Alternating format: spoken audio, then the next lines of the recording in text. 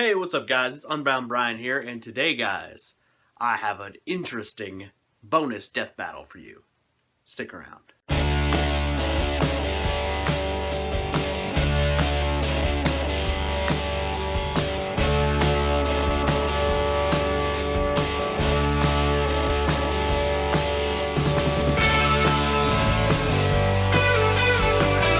Alright, as I explained in the beginning of the intro there, today's going to be a bonus death battle this month.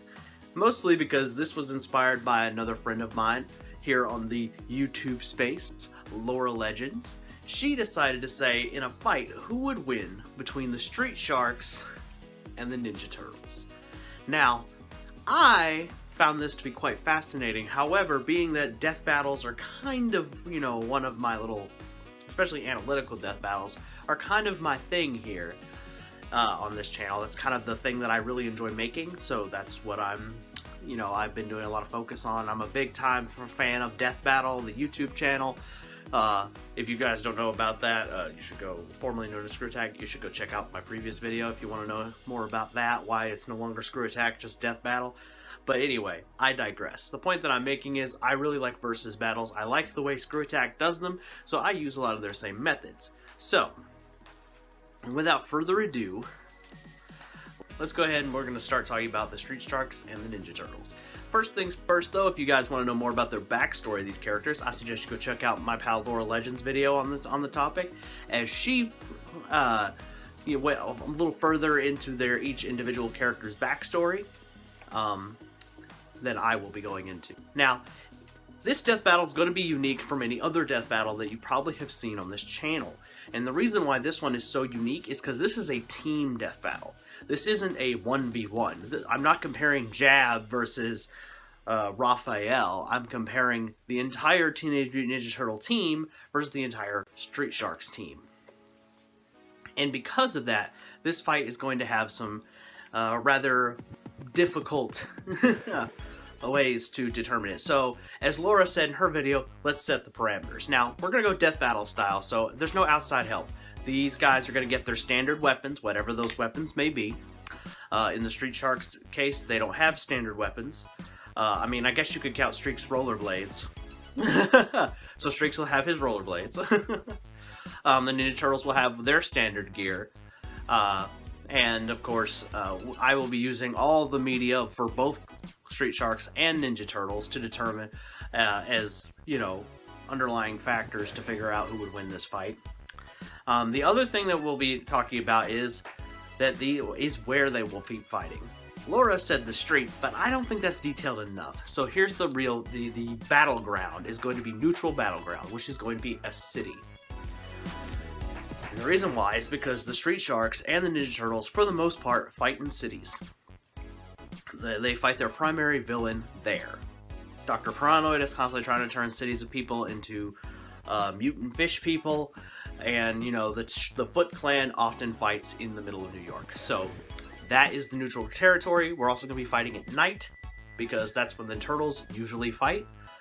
And the Street Sharks have been known to fight at night or during the day, but most of the time they fight in the middle of a city. So, since it's not really relevant for them, we're going to fight at night in the city.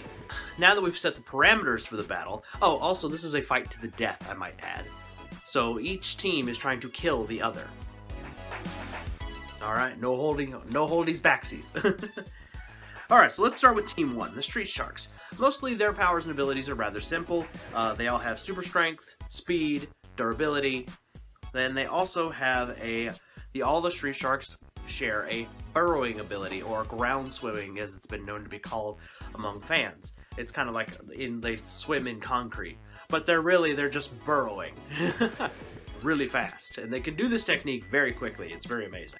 Now that we've established the team's overall base powers, that's their very simple, to the point powers. We'll get into more detail on their abilities more in the comparison, as we go on throughout the video. But now let's talk about each character individually. So now we're going to talk about Ribster. This guy is the leader. He's also the smartest. He also has a bonus ability that the other sharks don't have. He has an extrasensory ability, which basically means, real life sharks have this ability. Basically, it's like a sonar, so to speak, into water. where they can feel movement and, you know, they have a sense of movement in their surroundings. He has a very similar ability, but it does seem to be connected to the ground. He also is for some odd reason, he seems to be a very talented acrobat. In one of the episodes, in particular, we see him do backflips to dodge laser blasts from a mechanical shark. So we both know that using his super speed, he obviously must have some training, or he'd just be naturally acrobatic. Which is possible, they are mutants. The next shark we have is Jab. Jab's background is mostly just boxing and machines. He knows he likes to tinker and build things. Jab's actually the only one with any formal hand-to-hand combat training. That's kind of useful. A lot of people didn't know that Jab actually does know how to box. The other sharks, on the other hand, don't have this. This is Jab specific. Streaks. Retractable claws. And he's also the fastest because he has rollerblades. And he's actually the first shark that will resort to weapons. A lot of the other sharks would rather use their brute force. Streaks is not above grabbing a car and just slamming it down on somebody. Next one we have Slam. Now this guy's going to be the one who's the one. He's actually the strongest. He's able to basically punch. He's so strong that he could punch the ground and cause it to shake or break. And he seems to be able to do this at will. It's very Earthquake-like ability. Now we go on to the Teenage Mutant Ninja Turtles. This is the part will be a little different. But let's go ahead and we'll talk about their mutation of what it caused the Turtles to have. So this mutation has caused them to, besides being now able to be, like us humans, in a manner of speaking, it also endows them with super strength, speed, durability, stamina, and on top of all that, they all have been trained under ninjutsu, martial arts, and they also have been trained on how to use their environment, basically their surroundings, in combat. Now we go start with the first turtle. Like I said at the beginning of the video, if you want to know more about these characters' backstories, go check out Laura Legend's video. She does that a little more in detail than I will be doing here. The first one is Leonardo. We might as well discuss the leaders first, right? He's actually unique from among his brothers because he is trained in continuity. He is trained under two masters, not just Splinter, where the others have usually only trained under Splinter. He's also trained under a guy under the name The Ancient One in one of his shows. And his weapon of choice is two twin swords, ninjakos specifically. These also have been called katanas, but that could just imply that in the Ninja Turtles universe, katanas are straight instead of bent, but that could just be a mistranslation or a mistitling of the sword. The next turtle we have is Raphael. He is hot-headed. His weapon of choice are two twin-sized. A farming tool been used by ninjas and basically revamped as a weapon. And then we also have to admit that he is also the strongest among the turtles, as he trains his body the most. Not so much up here, but he does train this a lot. He also is unpredictable. That is kind of one of his character traits as described by April O'Neil in several of her iterations. Then we have Donatello, the smartest among the group. Weapon of choice is the bow staff. He also seems to be a genius level intellect, and he is also proficient in coding and engineering. He's also proficient in engineering without having a formal education. Next up is Michelangelo. He's described as the clown, the silly guy. He's the party dude in the theme song. And his weapon of choice is the nunchucks. However, there is something about Michelangelo that isn't often known. Michelangelo is also known to be the most talented among the turtles, not having to train to keep up with as much to keep up with his brothers. It is theorized that if Michelangelo trained as hard as Raphael and or Leonardo, he would be the strongest and most talented, and he would be the most powerful among them. Now, we'll go to the comparison. Alright guys, let's start with their comparing the categories that we'll be comparing for these two teams. We'll be comparing strength, combat speed, durability, training, and experience, starting with strength. Alright, so obviously the Street Sharks are going to get this one in the strength category probably because, let's face it, to do what they do on a daily basis where they, bend tank metal, I would argue that that takes at least 100 tons of strength to do. So, and Slamu probably is can take this even further if we were to really deep dive into this. So there you go. And then of course for the turtles, we know that they can if you're looking at the screen where what the 20 feet thing there is, this is an example of their leaping ability. So their leg strength has allowed them to jump 20 feet in the air. They also have been known to toss humans like human adult males like a rag dolls, like with one hand, and the average human in America weighs about 190 pounds. So that's almost 200 pounds, one-handed, no problem. We've also seen them with sheer force use their weapons to cut and damage firearms and break machines or robots, specifically mousers, that are bulletproof. Bullets do not penetrate the armor of these machines, and we've seen the turtles continuously break and cut through them with their sheer force, leaving me to believe that they probably can go into the tons. At least the tons. I wouldn't say that they could go more than, say, 10, but yeah, I would say that they can at least go into the tons. Alright, but strength still goes to the Street Sharks, at being at least 10 times stronger than the turtles, at the very least. Alright, now we're going to go with the speed feats. Now, as for traveling speed, the Street Sharks take this one, as they've been at least able to go over 180 miles per hour using their ability to burrow. Now, the Ninja Turtles have been known to leap from building to building, and so I would say that if I was to take a guess at how fast their running speed is, I would argue it's probably somewhere about the human physical peak, which is around 20 to 30 miles per hour, is the fastest they probably could go. Although with the ability to jump 20 feet in the air, no problem, who knows? They could go faster. We do have a combat feat, though, is that they are fast enough to dodge bullets. And that seems to be a very good combat feat, because dodging a bullet is really hard. Like, we're talking about you having to move over 2,500 feet per second. Is the average speed bullets travel when being fired from a gun. And these guys can move faster they have reflexes to be faster than that. Now, unfortunately, the Sharks just don't have a feat that is measurable to match to that.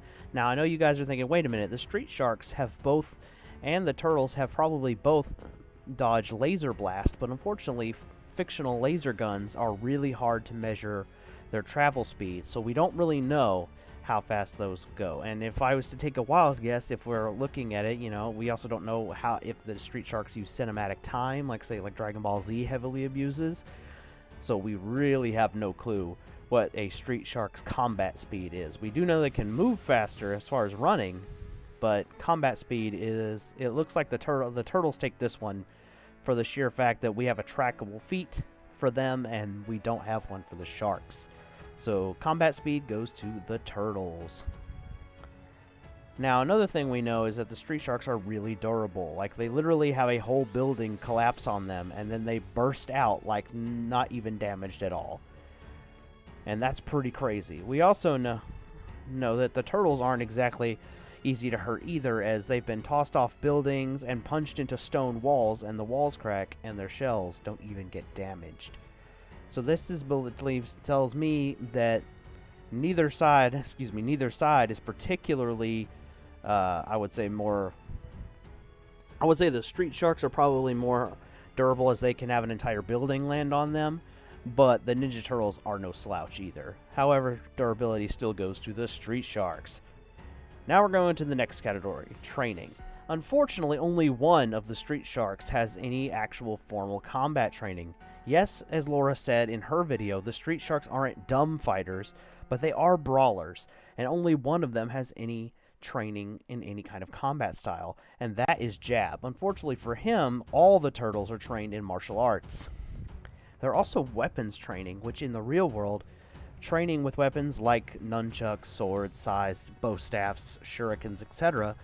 These are weapons that a person has to practice with to be skilled with. So really, when you think about it, all the turtles are trained in a multiple way of fighting. Technically, you can be considered a martial artist if all you know how to do is wield a sword in combat. But the turtles know how to do that, and it's also canon that they know how to wield each other's weapons. So, training goes to the turtles. Now for the last one, let's look at their combat experience. What have they gone up against? Each team has gone up a variety of opponents over the course of their fiction. So let's go ahead and take a look, starting with the Street Sharks. They've gone up against Dr. Piranoid and his Seviants, which are basically mutant animals, very similar to the Street Sharks themselves.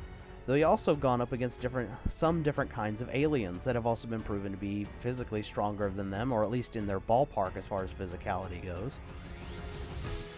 And then, of course, they've also fought robots with lasers and saws that could hurt, which some of those weapons could even hurt them. Now, this is quite the variety, as Dr. Piranoid is a genius, as well as, well, I do quotes on that part because for story's sake he's a genius, but for a genius he makes a lot of idiotic moves, but I digress. We'll just say for story's sake he is a genius. Then we go over to the turtles, which they have fought the Foot Clan, various types of robots. We also have them fighting multiple species of aliens, some of which I can't even picture here because there's so many, and multiple types of mutant animals like themselves. And we're not even finished. We've also had them fight gang members for humans. We've had them fight mutant clones of themselves who are physically stronger, I might add, and mutated clones of the Shredder. And on top of that, we've had them fight mystical beings now too, as they have fought demons and or something demon-like, stone people as pictured here. I mean, the turtles have just fought a wide, and I do mean wide, variety. I could have spent 5 more slides on this video just talking about all the different types of villains the Ninja Turtles have fought over the years. So we're going to go with experience goes to the turtles. So who do I say wins this death battle? I'm going to have to give it to the turtles. Now, I know some of you are going to be like, whoa, wait a second, Brian. You said that the Street Sharks were stronger and more durable, and you are correct. I did say that. Now, let me explain why the turtles win.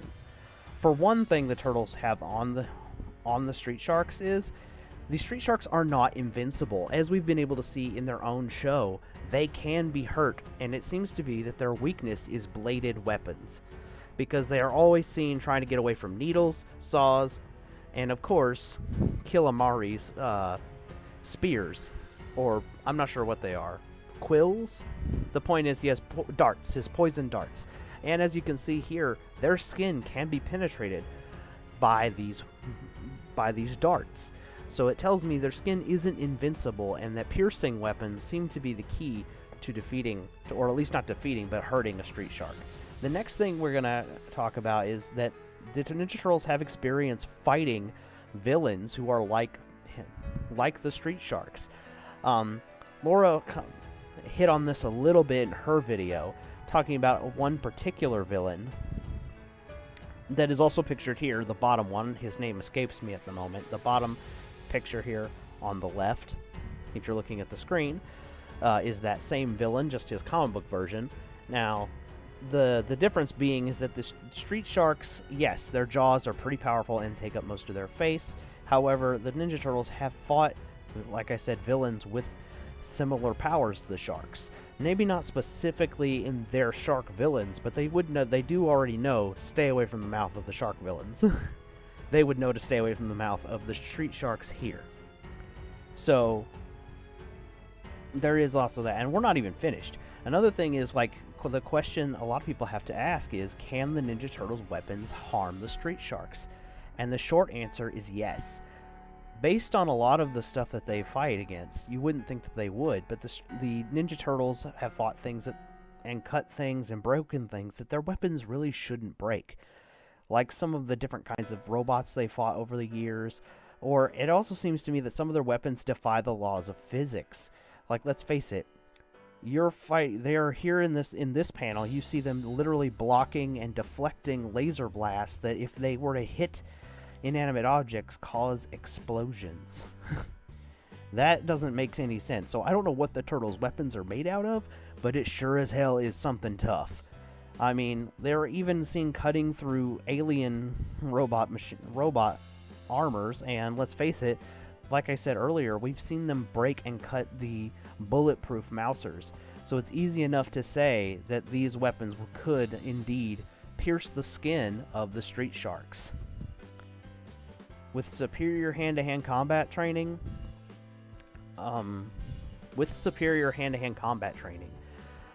that the turtles possess, superior speed, weapons that can indeed harm the street sharks. Now, I know one of you was talking about Rib's extrasensory perception. I did mention that he has that ability, but it is tied to the ground.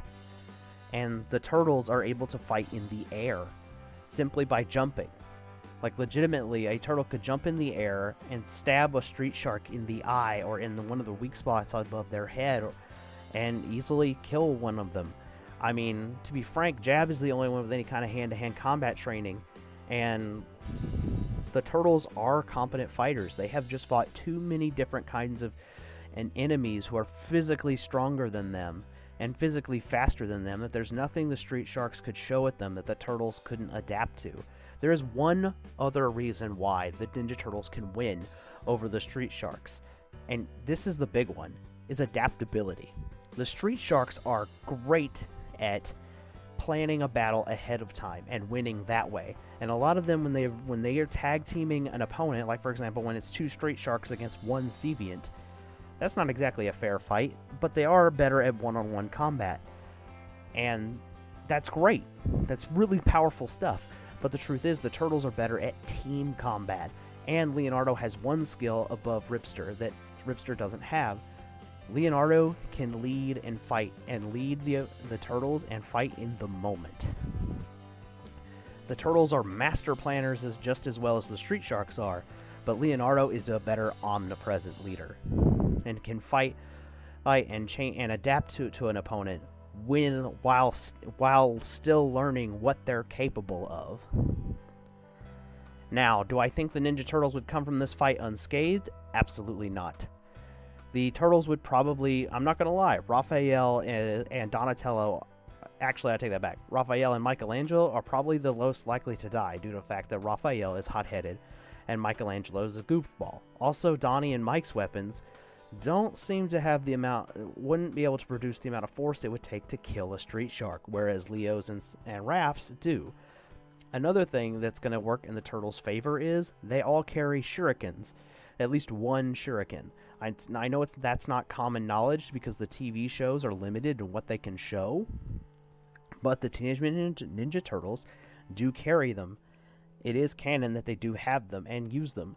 They could easily, especially because they're in, as we set the parameters at the beginning of the video, this battle would most likely take place at night, which means the street sharks can be blinded. And when you're fighting a ninja in the dark, your chances of victory go from slim to none.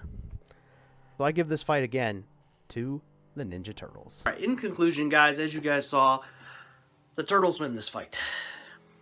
With their ability, with Leonardo's ability to think more on the fly, their ability to jump really high, the fact that we both know that their weapons can pierce the shark's skin, superior training, and superior experience lead this fight to the Turtles. By the way, guys, I hope you enjoyed this video. I know that this was a bit of a longer video than I normally make, but I really was interested by and inspired by my friend Laura to make this video and use the death battle parameters that the Death Battle channel uses to determine who would win this fight.